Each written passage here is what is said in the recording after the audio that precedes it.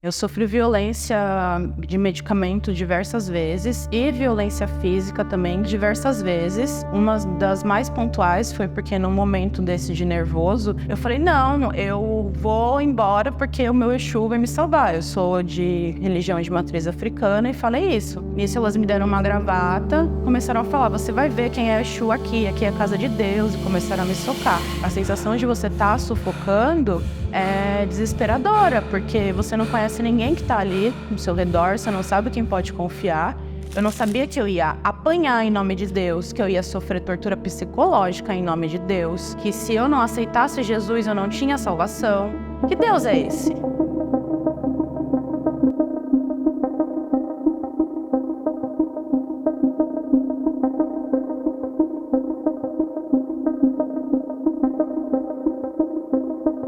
A primeira violência física que eu sofri foi no dia que eu cheguei. Me colocaram num quarto, eu tava muito nervosa, eu acabei dormindo.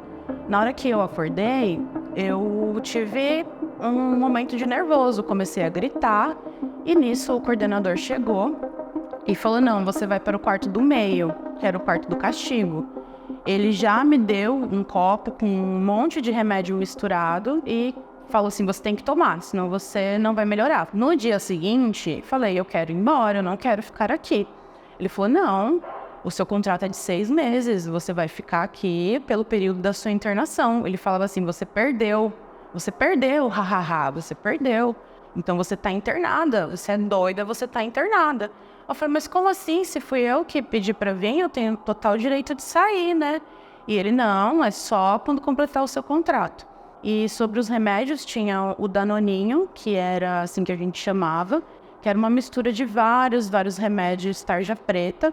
Então o Cauê ele misturava com um pouco de água e obrigava qualquer pessoa a tomar que não seguisse as regras que eram impostas por eles. Por exemplo, se você não quisesse ir para a igreja, quisesse falar com a sua família, ou ele achasse que você estava fazendo um motim para ir embora de lá, você tomava Danoninho. Então eu fui ficando letárgica, às vezes nem chorava, porque o remédio ele era tão forte que eu não conseguia expressar as minhas emoções.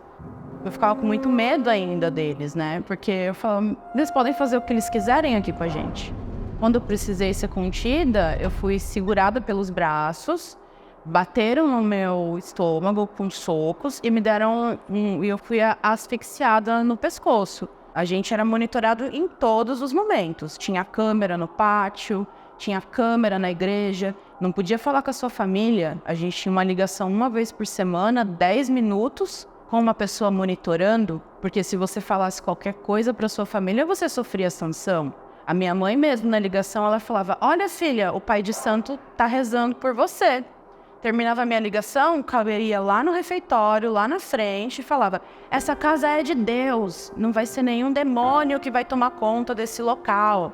Aí eu pensava, gente, mas ele tá falando de mim, né? Porque ele acabou de monitorar a minha ligação.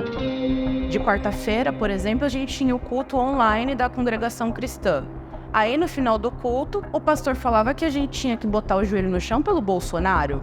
Onde isso é tratamento? Eu tinha crise de ansiedade, eu ouvia do pessoal que trabalha que eu não tinha Deus no coração, que o meu problema era espiritual, que eu tinha que me adequar à religião deles, porque se eu não me adequasse eu nunca ia ter a salvação pro vício que eu tinha. Mas que vício? Eu tinha depressão. Para eles esse era o tratamento, você se converter, você aceitar o Jesus deles. Minha sorte é que minha mãe tinha uma reserva de dinheiro, que ela gastou tudo, inclusive, né? E conseguiu me tirar de lá, com 3 meses. Foi mais de 10 mil reais, porque teve a multa, né? Quando a minha mãe resolveu quebrar o contrato, porque a psicóloga e o Cauê me deram 6 meses de internação no dia que eu cheguei. Tinham internas que a família queria tirar, e aí elas lhe falavam, olha, a minha família não consegue pagar a multa. Então, a gente era prisioneiro, né? Pode passar 10 anos, 20 anos, eu nunca vou esquecer. Eles faziam a gente acreditar que a gente era louca e que a gente merecia passar por tudo aquilo. As meninas que eram usuárias de droga, todas elas recaíram depois que saíram da clínica. Então, que tratamento é esse que eles davam? Tratamento de violência, em nome de Deus? Eu não sou a favor. Eu acho que a gente tem que ter políticas públicas para essas pessoas e fiscalização, porque era um depósito de idoso, de paciente psiquiátrico, dependente químico, depressão. Era todo mundo colocado no mesmo balaio e tratado mal da mesma maneira.